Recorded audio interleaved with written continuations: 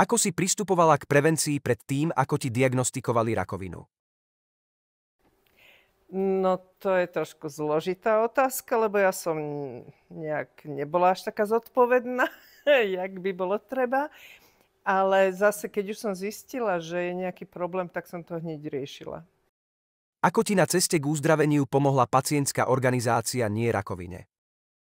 Pomohla mi veľmi psychicky a bola to taká moja druhá rodina, ktorá vždy vedela povzbudiť, vždy mi s nimi bolo dobre a bolo sa na koho obrátiť, keď som mala problémy, čo jesť, ako ďalej bude so mnou, ako sa správať k rodine a podobne. Ako sa zmení človek bojujúci s rakovinou?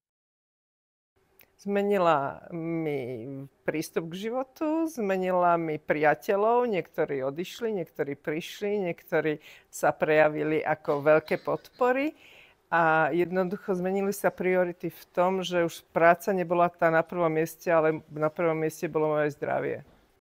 Čo by si odkázala ženám, ktorým diagnostikovali rakovinu prsníka?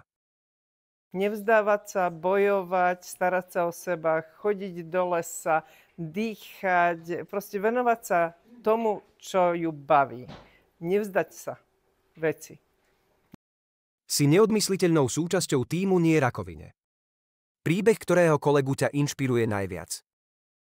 V tíme sú dievčatá, ktoré majú vývody a majú veľmi veľa rokov a to je neskutočná inšpirácia, pretože dokážu s tým žiť a už cez 30 rokov a je to neskutočne inšpirujúce, neskutočne im závidím, že majú taký optimizmus. Aká je spätná väzba návštevníkov zážitkovo-edukačného turné Nie rakovine? Návštevníci sú veľmi zvedaví, vlastne ich učíme, ako poznať si svoje prsia, kedy, ako si robiť samovyšetrenia, ako chodiť na screeningy, na kontroly k doktorovi a vlastne vtedy im vysvetľujeme, že musí poznať to svoje telo, aby vedel si určiť, že niečo nie je v poriadku.